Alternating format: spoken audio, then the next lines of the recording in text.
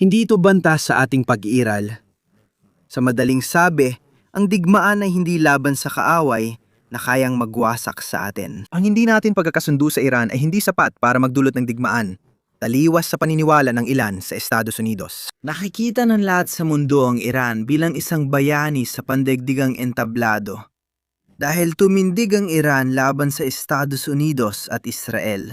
Nagtagumpay sila hindi dahil inatake nila tayo, kundi dahil ipinagtanggol nila ang kanilang sarili laban sa atin at pinatunayan na hindi sila kayang sakupin.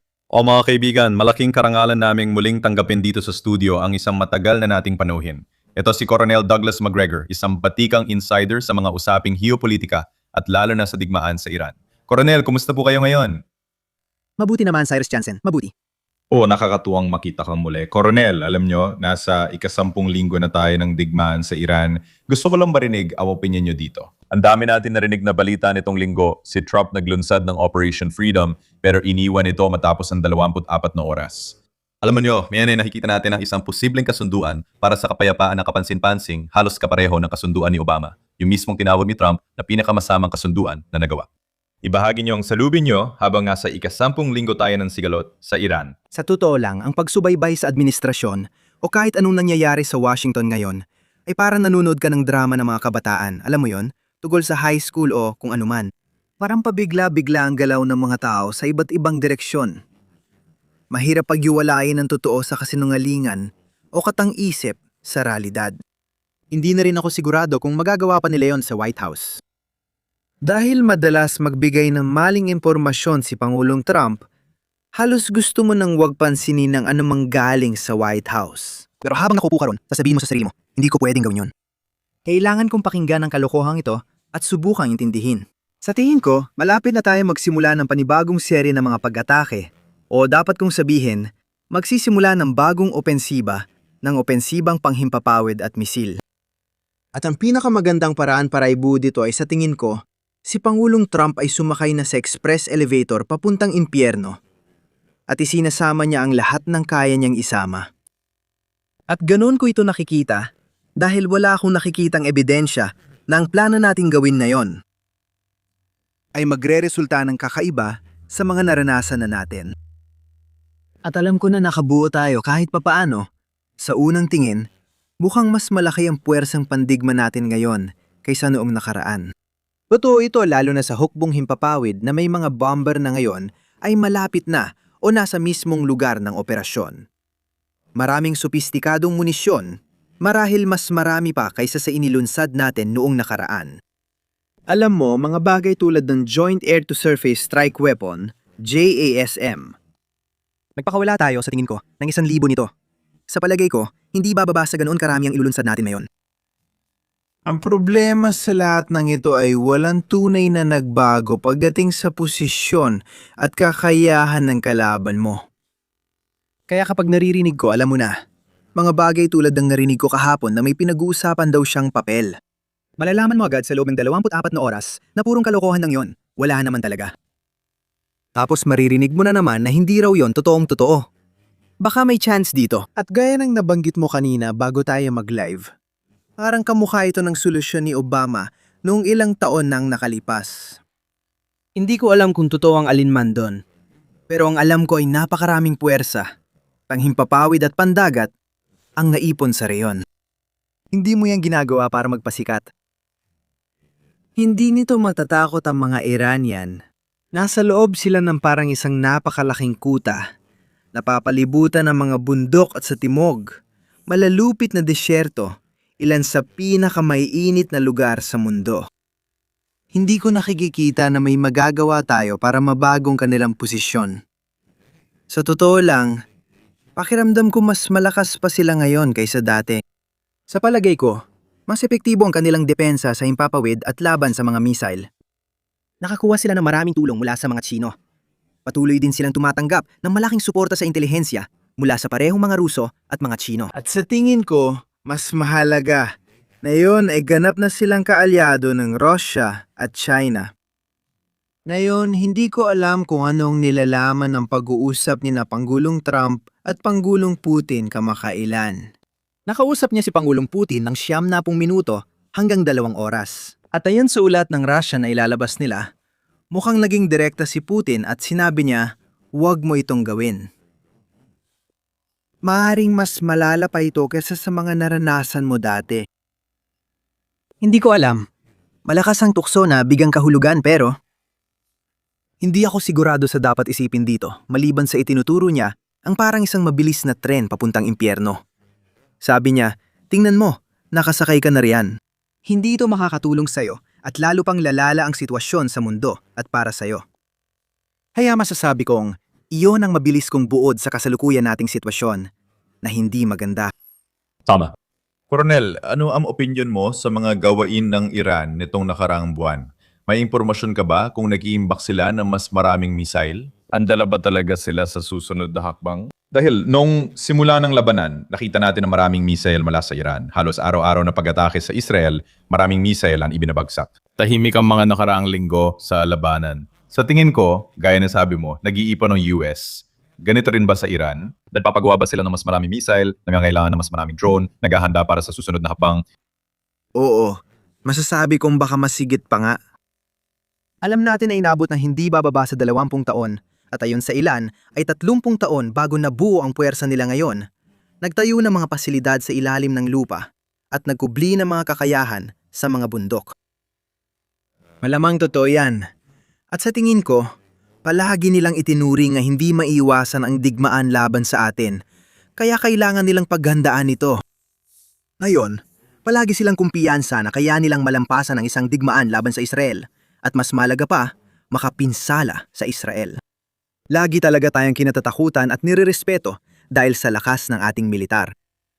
Kaya sa tingin ko, lalo pang tumindi at lumakas. Tandaan mo, kung titingnan mo ang kanilang naging performance nung 12 araw na digmaan ilang buwan ang nakalipas, at ikumpara mo yon sa mas kamakailang performance, mas naging mahusay at mas nakamamatay sila sa huling yugto. Sa tingin ko, makakakita ka rin ng ganoong bagay. Tulad ng sinasabi ni Pangulong Trump, dinadala niya ang Army hypersonic na surface-to-surface missile system sa lugar para gamitin. Sa tingin ko may ilang bagong bagay kang makikita sa Iran na may tulong mula sa China. At sa tingin ko, ang mga Chino ay nagpalipad na. Hindi ko alam kung ilang beses papuntang Tehran, nagdadala ng mga missile, teknolohiya at technical na tulong. Maraming mga Chino ang naroon, lalo na sa larangan ng mga missile. Gayon din, sa ilang antas, ang produksyon ng mga sistemang walang tauhan. Ang mga Ruso ay malaki ang naging partisipasyon sa pagtulong at pag-assist sa integrated air defenses na sa totoo lang ay hindi naman gumana ng maayos gaya ng dapat sana hanggang sa ngayon. Huwag din nating kalimutan ang pagsusumikap ng mga Ruso na magpadala ng maraming humanitarian aid sa Iran hanggat kaya nila. At nang si Pangulong Trump at ang kanyang, sabi ng staff at taga-suporta, masama ang kalagayan ng Iran, bagsak ang pera nila, at iba pa. Tama sila. Handa ang mga Iranian sa ganitong pinsala at inasahan na nila ito. At napalikas na nila ang mga tao mula sa lahat ng kanilang mahalagang gusali. Kaya wala akong duda na anuman ang sabihin natin sa publiko, inaasahan na nila ang pinakamasamang posibleng mangyari ngayon at naghahanda na sila para dito. Ang isang posibleng makita natin sa pagkakataong ito na hindi natin nakita noon ay ang paggamit ng puwersang panlupa.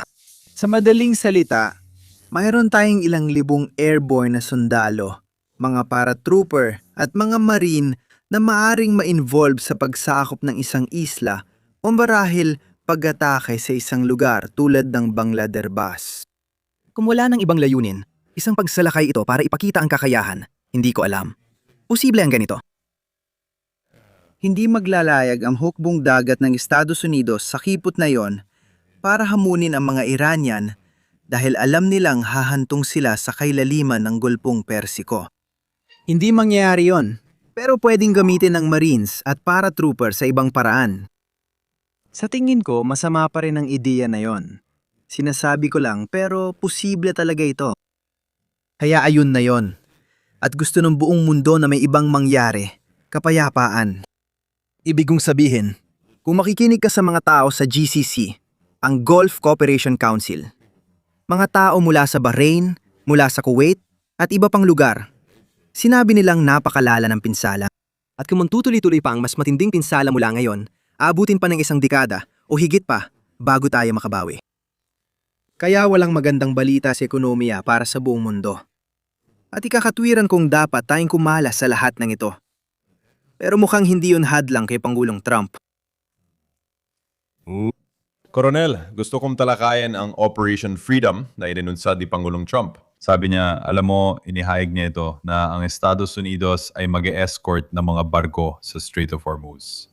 Sa palagay ko, ginawa yon para pakalmahin ang merkado ng langis. Pagkalipas ng 24 na oras, inanunsyo rin na hindi Navy ang mag-escort. Magbibigay sila ng GPS signal. Sa 24 na oras na yon, nakita rin natin si Trump na nagsabing, pansamantalang ihihinto ang kampanya. Ano ba talaga ang Operation Freedom? Ano opinion mo dito? Cyrus Jansen, sa palagay ko dapat nating tanggapin na walang malinaw na estratehiya ang kampanyang ito. Sa totoo lang, tiningnan ko ito at medyo naiinis na rin ako sa paghahanap ng isang malinaw na layunin, pamamaraan, at resulta na nagsasabing ang layunin ay ito. Sa palagay ko, ganito ang orihinal na layunin. Bubombahin natin bilang suporta sa libu-libong tao na nag-aaklas laban sa gobyerno.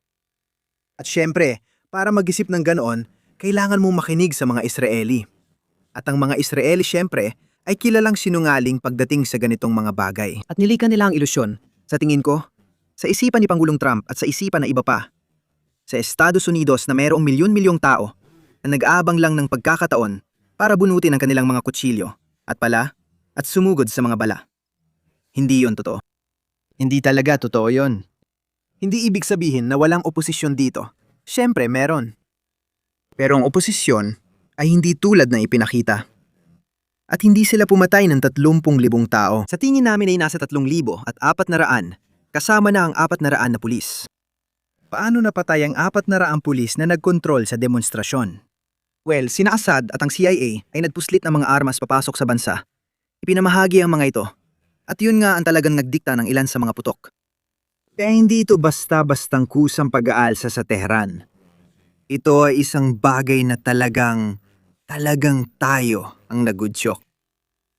Sinabi nila kay Pangulong Trump, nagagana ito kahit wala talagang tsansa. Handa na siyang maglunsad ng atake noon dahil nakumbinsi siyang maaring gumana ito.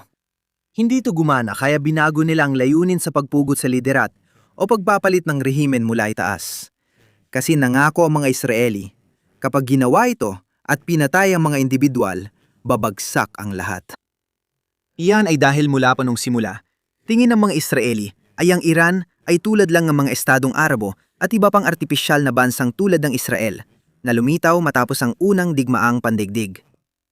Hindi ganoon ang kaso. Ang Iran ay isang estadong nakaugat sa sinaunang kabihasnan. Mahigit 2,000 taon na itong umiiral at malakas itong nararamdaman ng mga tao roon. Hindi talaga yon totoo. Nabigo yon pero nagpaulan tayo ng bomba para makuha yon. Nang naging malinaw na hindi mangyayari yon, naghanap tayo ng ibang target. At parang masasabi ko, at bago ang pamamaraan mula sa pag-target sa liderato patungo sa malawakang pagkawasak na layuning buwagin ang estado ng Iran. Pero nabigo rin yon. Naubusan na kami ng mga kakaibang misyon. Mababa na inventaryo namin sa lahat, kaya nagdeklara kami ng tigil putukan. Pero nagsinungaling pa rin lahat at sinabing sila ang nagmamakaawa para rito. Dugmok na sila. Kailangan nila ito. Hindi talaga totoo ang mga bagay na yon. Hindi ito isang banta sa ating pag-iral. Sa madaling salita, ang digmaan ay hindi laban sa isang kalaban na maaaring magbanta sa atin ng pagkawasak. Hindi sapat ang hindi pagkakaunawaan natin sa Iran para magdulot ng digmaan, taliwas sa paniniwala ng ilan sa Estados Unidos. Pinaniniwalaan nilang matagal nang binabalak ng mga Iranian na patayin ang libu-libo sa atin. Pero hindi yun totoo. At ang ginawa nila nung sinakop natin ng Iraq ay isang bagay na ginawa rin natin noon. Doon nandoon ang mga Pranses sa Mexico. Tinulungan natin ang mga lumalaban sa mga Pranses sa Mexico laban sa mga Pranses. Ganyan talaga ang ginagawa kapag may dayuhang kapangyarihang pumapasok sa kalapit na bansang nagiging banta sa iyo. Tumutulong ka sa mga lokal na nais mag-alsa at paalisin ang dayuhang puwersa. Ganun ang ginawa nila, pero hindi silang gumawa ng lahat ng IED.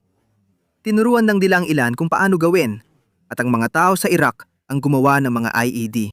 Dumating sila para tumulong at suportahan tayo na di pinapansin ng iba. Sa totoo, si General Soleimani, Na talagang tinarget nating patayin ay mahalaga sa pagdadala ng kapayapaan sa Shia komunidad sa Timog. At inilipat pa niya ang mula na naging tinik sa lahat palabas ng Iraq at dinala sa Qom para mag-aral ng teolohiya. Malaking bahagi ito ng tinatawag na pag-angat o surge, bagaman hindi lang ito. Tagumpay na mas may kinalaman sa pamimigay ng pera sa mga mahalagang tao sa Iraq at pati na rin sa mga ginawa ni Soleimani sa Timog, Iraq. Sa madaling sabi, hindi natin pinapansin ang mga iyon. Kung tuluyang hindi pinansin ang digmaan ng Iraq at Iran, mahigit 800,000 mga Iranian ang namatay. Halos 1,000,000 na. At hindi nito napasok ang Iran. Ano ang inaasahan natin?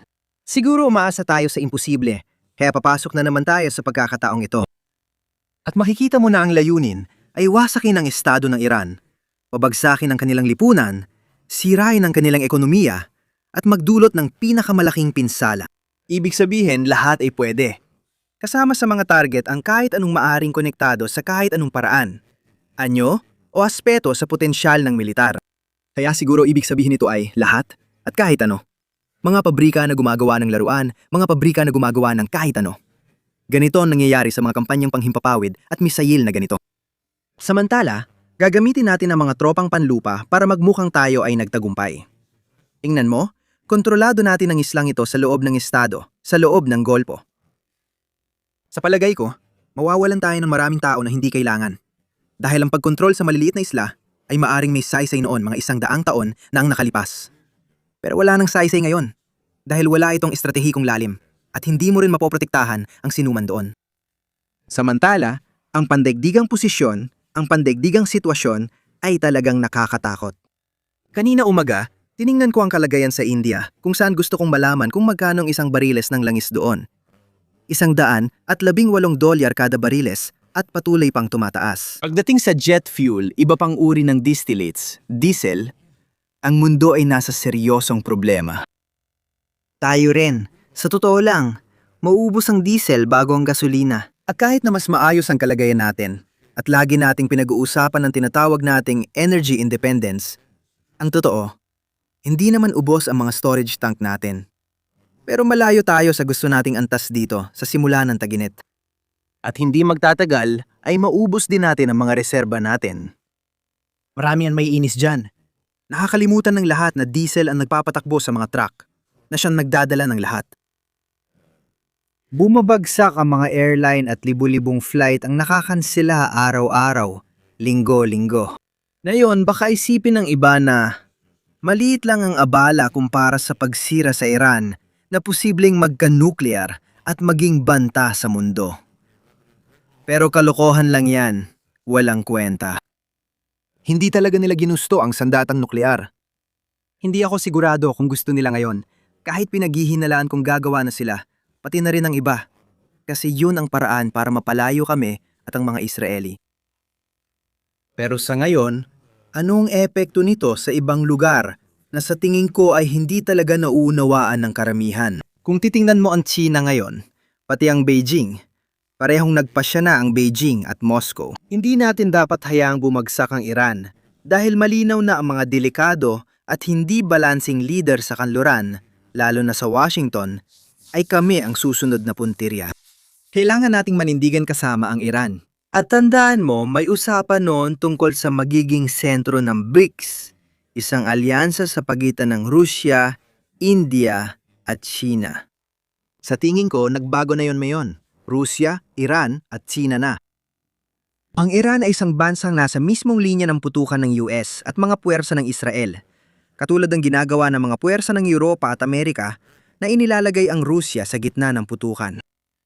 Sa palagay ko, ang mahalaga ay gustong pumunta ni Pangulong Trump sa Beijing.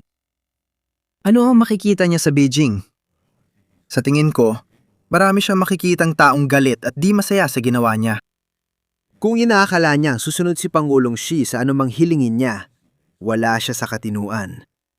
Inanunsyo ng Beijing na hindi susunod ang mga kumpanyang Chino sa US sanctions sa mga refinery, lalo na sa mga may kaugnayan sa langis mula Iran. kabilang ang Hengli Petrochemical. Isa itong malaking pagbabago sa relasyon ng Beijing at Washington.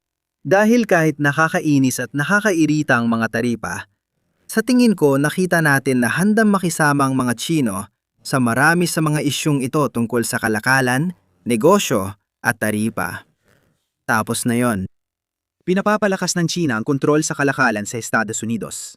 Pinalalawak nito ang kontrol sa pag-export ng mahahalagang mineral. Pinatitibay nito ang supply chain at kapangyarihan upang hubugin ang ugnayan sa ibang bahagi ng mundo. Sa madaling salita, unti-unti nitong binabawasan ng investment sa Estados Unidos. Ibinibenta nito ang mga treasury securities at utang natin. Nililipat ang reserba sa mas matibay na asset gaya ng ginto at binabawasan ang pag-asa sa kalakalan ng Amerika. Delikado ito dahil marami tayong inaangkat sa China. Maaring maliit ang epekto nito sa atin sa militar, pero siguradong maaapektuhan ang mga Amerikanong mamimili. Kaya sa tingin ko, ang pangunahing paniniwala ni Pangulong Trump sa gamit ng lakas militar ng Amerika para hubugin ang ating patakarang panlabas ay naging isang sakuna. Ang isang bagay na kailangan niya matutunan bago siya pumunta sa Beijing ay isang bagay na hindi niya kaya matutunan. At yon ay kahit kaunting kababaang loob. Dahil talagang kailangan natin ng tulong ng China. Dapat alisin ang militarisasyon sa relasyon natin sa China at ibang bahagi ng Asya. Pagod na sa atin ang Asya ngayon. Mas gusto nilang magnegosyo nang wala tayo. Isa yung magiging sakuna. Pero paano mo mapapaniwala si Pangulong Trump na gawin yon? Alam mo, palaging ipinapaalala sa akin ni Pangulong Trump, sa totoo lang, si Winston Churchill. Maganda ang ilang katangian ni Winston Churchill, pero may mga negatibo rin siyang ugali. At hindi niya gusto mga katotohanan kapag sumasalungat ito sa kanyang pananaw. Kapantaliwas ito sa kanyang mga posisyon, sa kanyang mga pulisya. Ibig kong sabihin, talagang tumatanggi siyang tanggapin ang mga ito. Para sa akin, pinakamagandang halimbawa ay nang pumunta si Mountbatten sa India upang pamahalaan ang kalayaan ng bansa mula sa imperial na kontrol ng Britanya. Sa huli, maayos niya nagawa ang trabaho kahit di perpekto. Bumalik siya sa Great Britain, ngunit sobrang galit ni Churchill at ayaw siyang kausapin o harapin. Sa totoo lang, parang si Trump yan. Pero ang pagbuwag sa British Empire ay talagang kinakailangan dahil wala na silang pera. Ang utang nila kumpara sa GDP ay umabot ng 240%. Hindi na nila kayang tustusan ang serbisyong pangkalusugan para sa sarili nilang mamamayan. Hindi ko akalaing isinasalang-alang ni Pangulong Trump ang lahat ng salik at binibigyan ng tamang bigat. Kung tutuusin, mas mahalaga pa rin ang nangyayari dito sa Estados Unidos kaysa sa ibang bansa. Tamasya na hindi na tayo umaasa sa Golpong Persiko. Anong ginagawa mo? Alam naman nating lahat ang ginagawa niya. Nakikipagdigma siya para sa Israel. At ito ay isang sakuna. Coronel, nabanggit mo ang mahalagang punto tungkol sa China. At nabanggit mo rin kanina na sinabi na ng China sa Washington na hindi nila susundin ang mga hinihingi nila, pati na ang mga parusang ito. Halimbawa, kung ayaw ninyong magangkat kami ng langis mula sa Iran, hindi namin susundin yan. Gagawin namin ang dapat naming gawin. Pakiusap, ipaliwanag ang halaga nito. Sa tingin ko, ito ay talagang isang malaking hakbang mula sa China na malinaw nang nagpapakita ng tindig sa pandaigdigang entablado. Ipinapakita ba nito na mas malakas na ang Sina at hindi na sila basta matatakot sa mga banta ni Donald Trump? Dapat itong ipakita kay Pangulong Trump at sa Washington. Pero hindi ako sigurado kung mangyayari. Sana nga ay mangyari yon dahil mabilis na nagiging pangunahing kapangyarihan ng China. Paano naging pangunahing kapangyarihan ng China? Sa pamamagitan ba ng panghihimasok sa mga bansa ng iba, pagharang sa mga daungan ng iba, at pagsira ng mga supply chain sa mga rehiyon ng iba? Hindi. Naging makapangyarihan ito sa pantutok sa kalakalan at pagpapaunlad ng sariling kasaganaan. Mukhang hindi natin naiintindihan. Yan ang ginawa natin. Hanggang sa nasangkot tayo sa unang digmaang pandaigdig at ikalawang digmaang pandaigdig. Ginawa natin ang eksaktong parehong bagay. Inilagan natin ang hindi kailangang alitan at pinalakas natin ang sarili nating lakas. Ang sarili nating infrastruktura. Ngayon, pumupunta ang mga tao sa China at sinasabi, "Grabe, ang galing, Dag. Hindi mo maiisip ang itsura doon." Sabi ko, alam ko. Ganyan din ang sabi ng mga tao tungkol sa atin noon. Pero tinapon na natin lahat yon. At tila hindi pa ito matatapos ngayon. Parang nagpasya na tayong umasa na lang sa pananakot ng mga tao para makipagkasundo sa kanila. Napakalala niyan. Kaya sa tingin ko, nakita ng Beijing na nagsimula tayong gumawa ng sunod-sunod na mga patakarang parang pagpapakamatay. Ang pinakaseryosong patakarang mapanira sa sarili ay ang digmaan para sa Israel. Hindi lang laban sa Iran, kundi sa sinumang hindi gusto ng Israel. Dahil karamihan ng oras ng Israel ay ginugugol sa pagpatay sa sarili nilang mga kapitbahay. Kaya sa totoo lang, inirisa natin sila ng pasanin na direktang harapin ng Iran. Kaya maari na nilang harapin ang iba pang ayaw nila na gusto nilang patayin ng maramihan o paalisin. Tulad ng mga tao sa Gaza, mga tao sa West Bank, at mga tao sa Timog, Lebanon. At hindi pa doon nagtatapos. Suot nila ang patch ng Greater Israel at ibig sabihin nito, gusto nila ang lahat ng nasa Jordan, ang Sinai, pati na hanggang sa Nile. Hindi rin nakikikita na ang mga Turk at Ehipsyo sa isyong ito gusto ring wasakin ang kanilang mamamayan ng Israel. Ang mga leader ay mas maingat at nagpapakita ng malaking pagpipigil. Hanggang kailan pa magtatagal yon? Sino ang naniniwala na matapos ang isyong ito sa gulpo, kasama ang Iran? Matatapos nga ba ito sa malakas na pagsabog o tahimik na paraan? Yan ang tanong ng lahat. Pero, matatapos din ito. Sino ang naniniwalang mananatiling Israel ang Israel pagkatapos nito?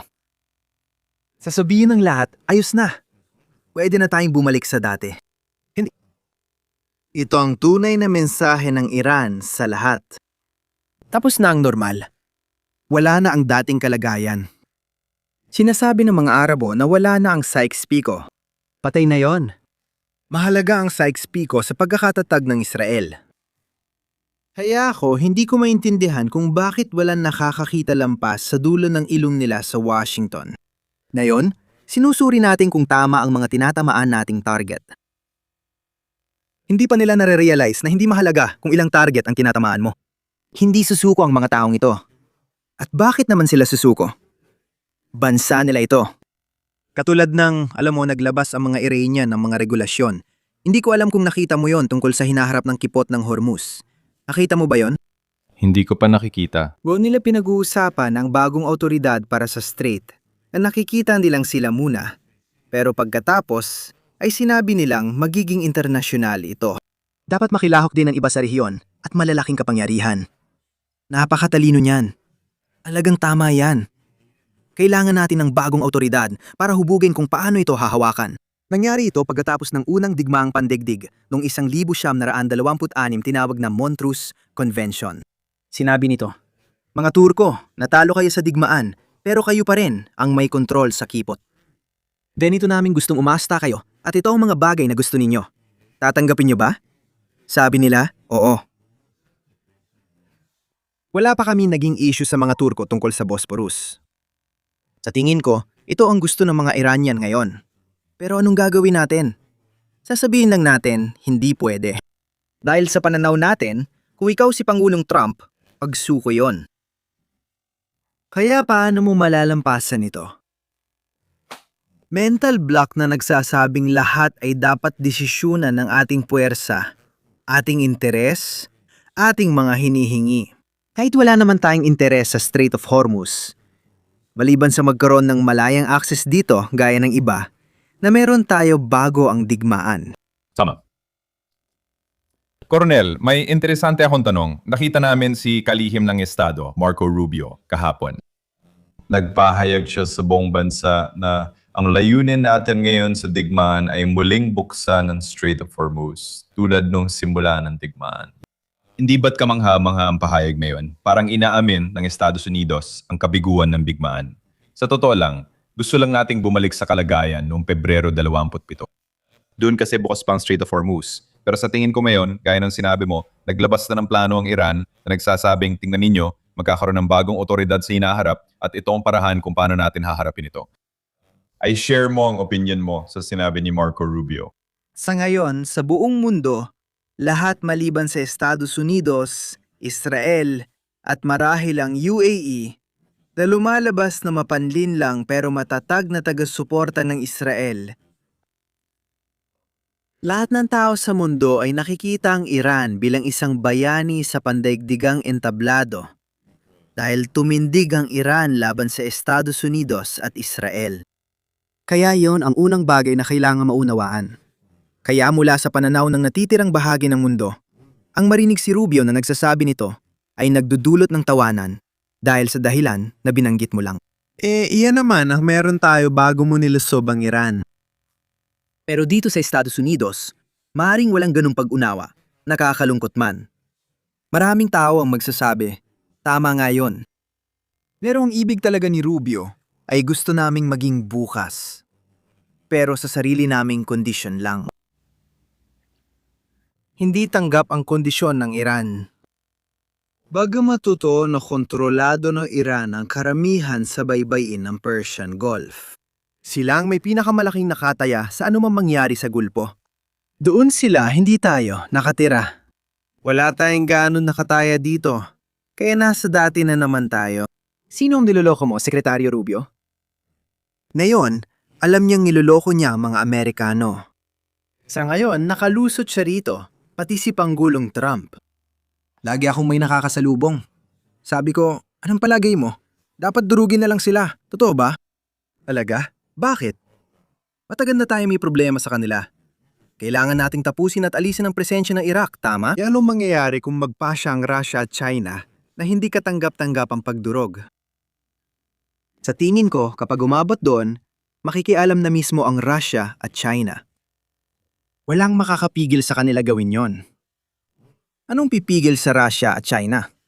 Sige, magpadala tayo ng Navy at Air Force. Pero tingnan mo kung anong kinailangan para harapin ang Iran. Karamihan sa Navy ng US ay kinailangang ilihis ang atensyon, resources at tao nila papuntang Persian Gulf, Arabian Sea at Indian Ocean. Kung yan ang kinakailangan para harapin ang Iran, na gumagastos lang ng 1% o mas mababa pa sa depensa kumpara sa atin, ibig sabihin, kung kakalabanin natin ang Russia at China, talo na tayo. Hindi ganun mag-isip ang mga tao. Pinakamakapangyarihan tayong bansa. Ganito rin noon sa Great Britain bago ang unang digmaang pandigdig kung saan umaawit ang mga Briton sa mga pub. Meron tayong mga tao, meron tayong mga barko, at meron din tayong pera. Kaya nating gawin ang kahit anong gusto natin. Marami sa kapangyarihang, Briton sa Imperyong Britaniko ang namatay sa unang bigmaang pandigdig sa mga labang walang saysay laban sa hindi nila tunay na kaaway. At yan ang ginagawa natin ngayon. Ang mga taong nakatira sa Iran o Persia ay hindi naman, sa totoo lang, mga kaaway ng Estados Unidos.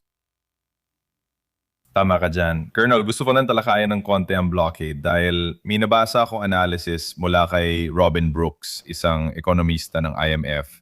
Palaging maingay siya sa Twitter at sinasabi niyang malaking tagumpay ang blockade ng Estados Unidos.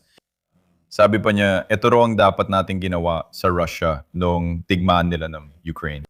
Ayon sa teorya niya, kung itutuloy ng Estados Unidos ang blockade, masisira ang ekonomiya ng Iran. Lalapit silang nagmamakaawa para sa kasunduan at kailangan lang nating ituloy ang blockade.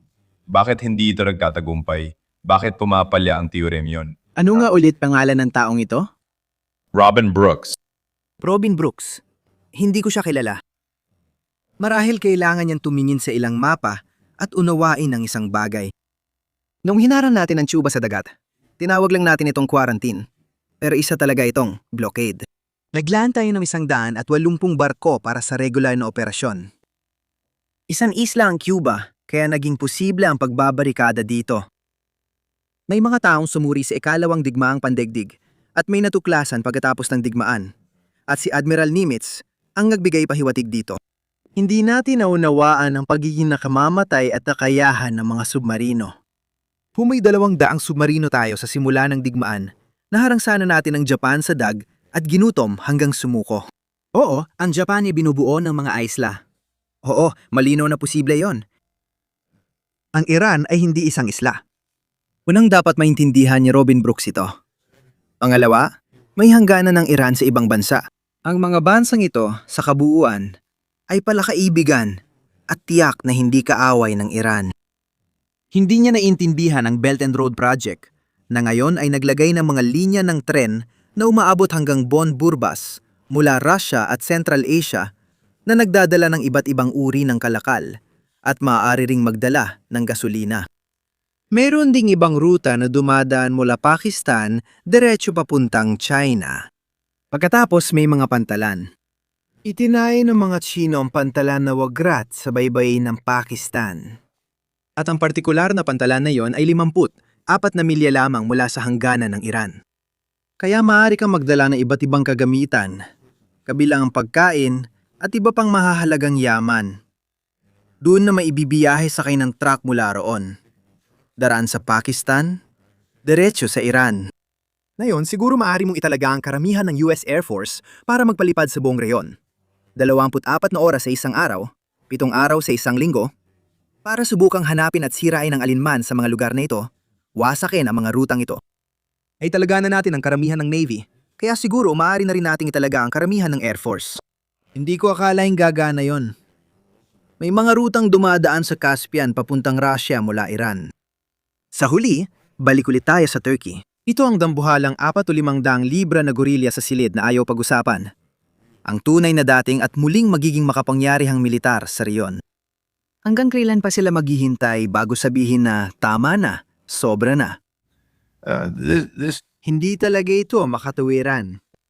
At kahit yung pagharang sa Cuba na kinabibilangan ng 180 barkong panibabaw, hindi lang yon. Kasama rin ang ilang mga submarino at napakaraming mga eroplano. Kasama rin ang 8 aircraft carrier. 4 dito ay karaniwang aircraft carrier, Habang 4 ay panghabon ng submarino. katabi lang namin ang mainland ng Estados Unidos. Parang maliit na lawa ang Caribbean na kontrolado namin. Hindi natin kontroladong lahat ng karagatang yan. Hindi natin kontrolado ang Red Sea. Sa ngayon, hindi natin kontrolado ang Persian Gulf. Hindi natin kontrolado ang Caspian. Hindi ako sigurado kung kontrolado natin ang Eastern Mediterranean dahil kulang tayo sa barko. Minsan hindi napapansin ng iba. Magpapadala ka ng barko para pahintuin, inspeksyunin at sampahan ng isa pang barko. Pagkatapos, kailangan mong kustodyahin ito ayon sa desisyon mo. Maraming uri ng problema ang kasama nito. Hindi pa ito makatwirang legal na option para sa atin na yon at hindi rin maingat sa paggamit ng mga rekurso. Sobra na naman ang ginagawa natin. Alam mo, sobra na talaga ang ginagawa natin at isa na naman itong paglalampas sa kaya natin. Kaya hindi, sa tingin ko talagang kabaliwan yan kung tutuusin. Oh, tama ka. Salamat sa pagbibigay ng ekspertong pagsusuri dyan. Sakayan ako sa'yo. Oportunidad sana ito kung isla lang. Pero dahil may hangganan sa lupa at malaki ang Iran, 4 na beses kaysa Iraq, nakakalimutan natin ito minsan. Malaki ang bansang ito. Magandang ugnayan nito sa mga karatig bansa. May Belt and Road Initiative at mga riles. Maraming opsyon para sa Iran. Colonel, may interesting akong tanong. Alam mo, ngayon sa oras ng paghuhulat na ito ay Mayo 6. Mas malakas ba ang posisyon ng Iran ngayon kaysa noong Pebrero 27? Parang pinalalakas lang ba ng digmaang ito ang Iran at inililitaw sila bilang bagong pandigdigang kapangyarihan sa bagong kaayusang geopolitikal? Pwede mo sigurong sabihin yan. Sa tingin ko, mula sa pananaw ng ibang bahagi ng mundo, muling lumitaw ang Iran bilang isang makapangyarihang bansa. Isang bagay na hindi nila nagawa sa loob ng ilang daang taon kung tutuusin. At mananatili ito sa posisyong yon sa loob pa ng ilang panahon. Nagtagumpay sila hindi dahil inatake nila tayo, kundi dahil ipinagtanggol nila ang kanilang sarili laban sa atin at pinakitang hindi sila masakop. Napakahalaga ng pahayag na yan. Sinubukan itong iparating ni Abraham Lincoln sa mga Amerikano at bago siya, ginawa na ito ni Andrew Jackson. Sabi ni Andrew Jackson, ang tanging problema raw natin sa bansang ito ay kapwa-Amerikano. Kung magpapasya tayong magpatayan, masisira ang lugar na ito. Pero walang tatalo sa atin. Sobrang laki natin. Alam mo, hindi basta makakadaong at makakamarso sa bansa ang kahit sino. Mapapagod lang sila at kulang sa puwersa. Tama si Andrew Jackson. Sa ngayon, halos ganun din sa Iran. Pag naririnig kong sinasabi ng iba na dapat salakayin ng Iran, alam kong hindi nila alam ang pinag-uusapan nila. Kung titignan mo kung ano ang kailangan para sa pagsalakay sa Normandy, ang mga puwersa at ang ginawa natin. Mula sa hilagang baybayin ng Pransya at timog baybayin ng Pransya, Tuloy-tuloy tayong umabot hanggang sa hangganan ng Czech. Kung gagawin mo yan sa Iran, hindi ka pa makakaabot ni kalahati ng kahabaan ng Iran. Nasa gitna ka lang siguro, malamang sa isang disyerto. O kung susubukan mong pumasok sa bansa at dadaan ka mula sa Hilaga o Kanluran, dadaan ka sa isang lugar na parang kabundukan ng Rocky.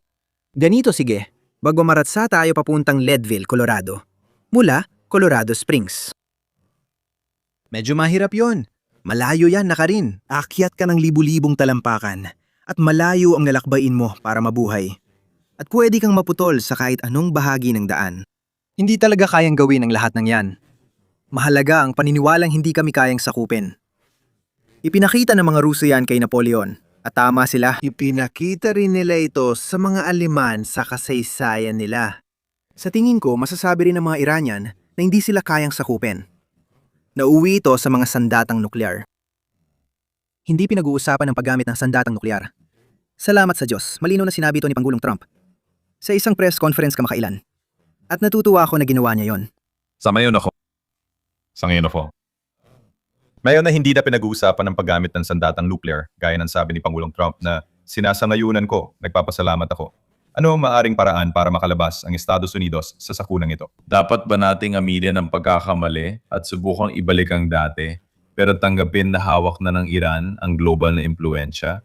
Sa tingin mo, mangyayari ito? Ibig ko sabihin, nabanggit mo kanina na malamang ay hahantong tayo sa isang paglusob sa lupa balang araw.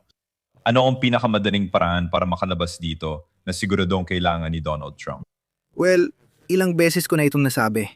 At alam mo, hindi ko alam kung bukas si Pangulong Trump sa ganitong bagay. Napansin ko na sa nakalipas na 4 o 5 taon, mas naging matigas ang pag-iisip at pananaw niya kumpara sa taong natatandaan ko noon. Hindi siya ganun katigas nung huli kaming nag-usap nung 2020 mas bukas ang isip niya noon. At mailalarawan ko siya noon bilang talagang walang interes na hilahin ng Estados Unidos sa panibagong digmaan. Nagbago na ang lahat ng yan mayon. Kung kakausapin ko siya, sabi ko, napakadiretsyo at napakasimple ng kailangan mong gawin. Pumunta ka sa podium sa Washington DC at mag-anunsyo. Gusto kong makipag-usap sa mga mamamayang Amerikano. Nagawin ko ito mula sa Oval Office at kakausapin ang mga Amerikanong mamamayan. Hindi ko aksayahin ang oras ko sa Washington Press Corp na alam ko namang ayaw niya rin. Pumasok ka sa Oval Office at mag-anunsyo ng 8:00 o 9:00 ng gabi para mapanood ng lahat. Niripaso ko na lahat ng ginawa natin laban sa Iran hanggang ngayon. Klaro na nakapagdulot tayo ng malaking pinsala na hindi agad mababawi. Malinaw ring hindi natin makakamit ang tunay na layunin sa mga ginawa natin. Napagpasyahan kong itigil muna ang lahat ng susunod pang operasyong militar sa mga sumusunod na dahilan. Una, hindi natin makakamit ang gusto natin sa pamamagitan ng lakas militar. Malinaw yan. Pangalawa, ang mga ginawa natin ay nakasama sa pandaigdigang ekonomiya at hindi ko yan ginusto. At ayoko pa rin nun. Gusto kong magkaroon ng access ang buong mundo sa lahat ng nasa Golpong Persiko. Pataba, pagkain, hilaw na materyales, gasolina, lahat. Kailangan nating tapusin ito agad dahil nasaktan na ang ating mga kaibigan. India, Hapon, Taiwan, pati Tsina, Korea, Vietnam, Indonesia, Thailand. Ayaw nating sakta ng mga taong yon. Ayaw nating sakta ng mga kaibigang Europeo at kaalyado. Kaya ititigil ko ito agad-agad. Inuutusan ko ang CENTCOM na iurong ang ating mga puwersa. Aalis na kami. at hinihikayat namin ang mga Iranian na buksan ang kipot para lahat ay magkaroon ng access. Sa wakas, kakausapin ko ang ilan sa ating malalapit na kaibigan at hihingi ako ng tulong sa kanila para makahanap ng paraan para makausad sa ugnayan sa Iran na hindi humahantong sa direktang laban ng militar. Sa madaling salita, kailangan nating lutasin ang ating mga hindi pagkakaunawaan sa ibang paraan. Salamat dito sa pakikinig sa akin. Tandaan, nagsisisi ako sa mga nagawang pinsala. Pero ang pinakamabuting gawin ay tapusin na ito. Yan ang ginagawa ko. Salamat, pagpalain ng Diyos ang Amerika. Sa tingin ko gagana yon dahil positibo itong tatanggapin ng karamihan sa mga Amerikano. Ngayon, hindi ito papatok sa Mga bayani ng labanan tulad ni Lindsey Graham at iba pa. Sasabihin nila, ito ay ganap na pagsuko. Hindi, ito ay tapat na pakikitungo sa mga katotohanan. Pero alam mo, hindi niya talaga gustong gawin yon. Well, ang magagawa lang natin ay umasa na si Pangulong Trump ay darating din sa ganung konklusyon balang araw. Pero, Coronel, gusto ko lang mapasalamat sa iyo sa napakagandang mga pananaw mo. Alam mo, nitong nakaraang linggo lang natin unang nakita na sa wakas ay inihulat na ng mainstream media na inatake ang mga base militar ng US sa pinakaunang mga yugto. Ikaw ang isa sa unang umamin doon at naging panauhin agad sa podcast namin. At kaya ka namin inimbitahan sa palabas dahil nabibigay ka ng mga pananaw na hindi ibinibigay ng mainstream media. Gusto ko lang magpasalamat sa iyo sa iyong kahang-dahangang trabaho. Uli naming hiling, ipaalam mo lang kung saan ka pa namin pwedeng sundan. Sinusubaybayan ko na ang bago mong Substack at gusto ko ang mga artikulo mo. Kaya sabihin mo lang sa amin kung saan pa namin pwedeng sundan ang iyong mga kahang-hangang pananaw at trabaho. Salamat diyan. Oh, ang McGregor Warrior Substack ay talagang sulit basahin ng mga tao. Sinusubukan ko magsulat at mag-post ng bago linggo-linggo, lalo na habang may digmaan. Sinusubukan ko magbigay ng ibang pananaw. May iba ring magagaling na gumagawa ng katulad na argumento, pero yun pa rin ang isa sa mga lugar. Inaanyayahan ko rin kayong bisitahin ang aking website kung saan nakapost halos lahat na aking nagawa at nasabi. At pagkatapos, alam mo na ang pambansang usapan. Matagal nating hinintay ang solusyon sa digmaan bago kumilos. Pero ang pambansang usapan ay tungkol sa paghahanap ng bagong paraan para sumulong. Gusto naming malaman ang mga opsyon dahil nais talaga namin ang ikatlong partido. Pakiramdam namin binigo kami ng 2 partido. Marami ring Amerikano nagsasabi niyan sa amin. Gusto naming magbigay ng alternatibo. Kung kaya namin o hindi, hindi ko alam. Pero sa tingin ko, based sa maraming mga pangyayari nitong mga nakaraang taon, mas marami at mas maraming tao ang nagsisimulang makaunawa nito. At isa ako sa mga taong naniniwala. Lumaki ako sa Philadelphia na puro demokratiko ang kasama. Mga matitinong tao sila at kasing tapat din sa bansa ng sinumang republikano na kilala ko. Sa tingin ko, kaya nating pagsamahin ang mga taong ito at bumuo ng ibang landas patungo sa hinaharap. Sa ngayon ako. Kaya mga kaibigan, ilalagay namin ang mga link sa website ni Colonel McGregor, ang Substack niya, at sundan niyo rin siya sa Twitter. Hinihikayat ko kayong lahat na sundan ang tatlong yon. Coronel, maraming salamat muli sa iyong kamahamaha mga pananaw at sa oras mo ngayon. Inaabangan namin ang pagbabalik mo sa palabas habang patuloy tayong nag-uusap tungkol sa ating kakaibang mundo. Salamat, Sirius Jansen. Pinahalagaan kita, salamat sa inyong lahat at inaabangan naming makita kayo sa susunod naming panayam.